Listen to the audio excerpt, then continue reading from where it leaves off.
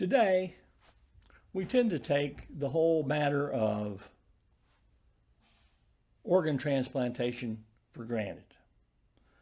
There was a time, however, people were objecting to it.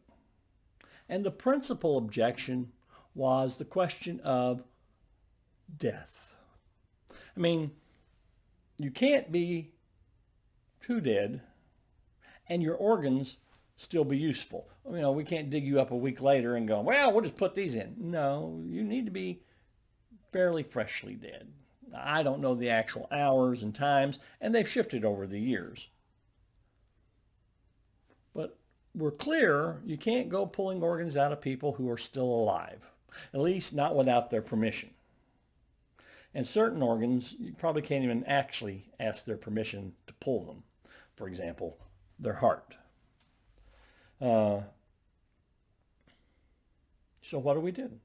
Well, we have to come up with a clear definition of death. Now, for many years, the definition of death was simply the cessation of breathing.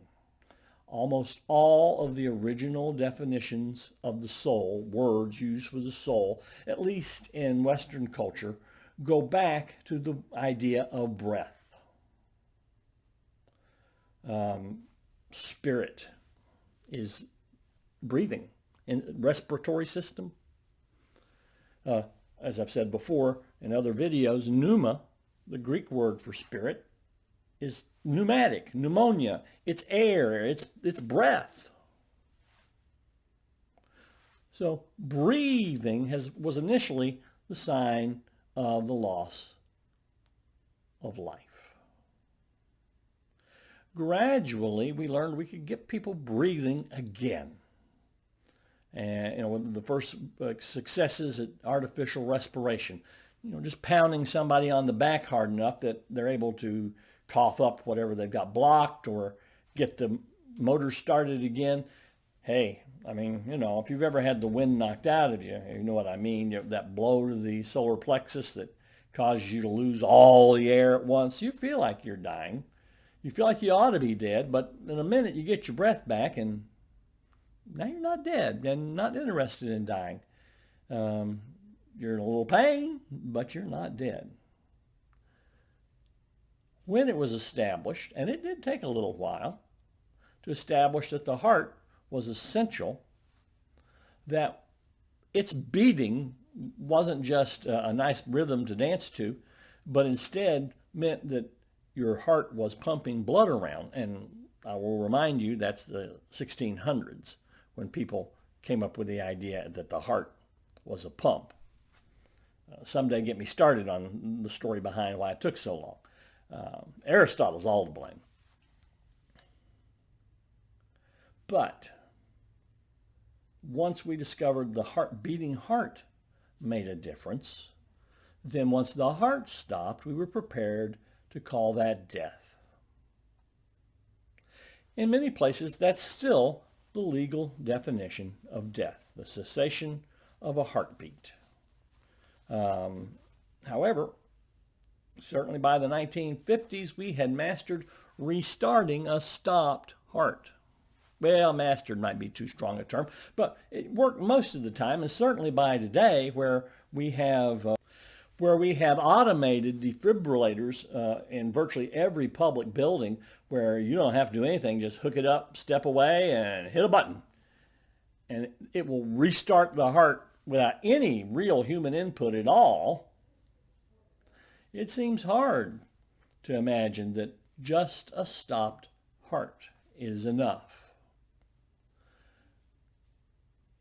However, how then do we measure death?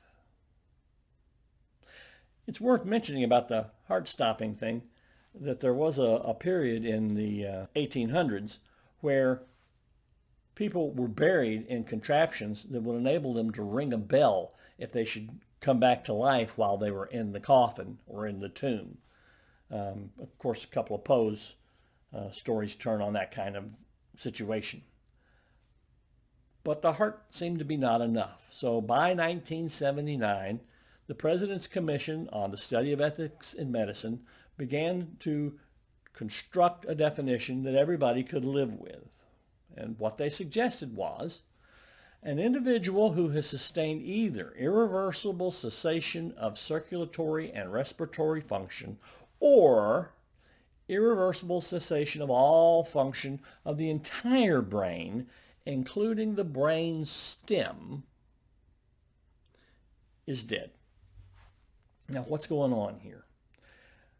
Well, it is possible, for example, for you to have sustained an enormous injury to the heart or lungs, chest injury, that you can't recover from. Your brain may still be alive, but the rest of you says, it's just a matter of time, pal.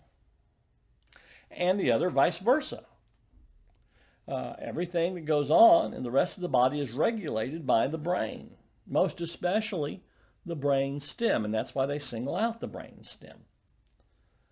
It governs so much of the autonomic nervous system. What then? So, to cover both bases, both have been suggested.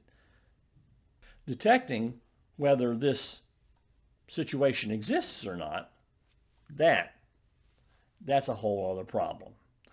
But in order for transplantation to be moral, the transplant must come from a dead person or through voluntary donation of something that does not threaten the life of the person giving the organ for transplantation. But death is a lot trickier than you'd think. Something to think about. Something to talk about. Keep on talking philosophy.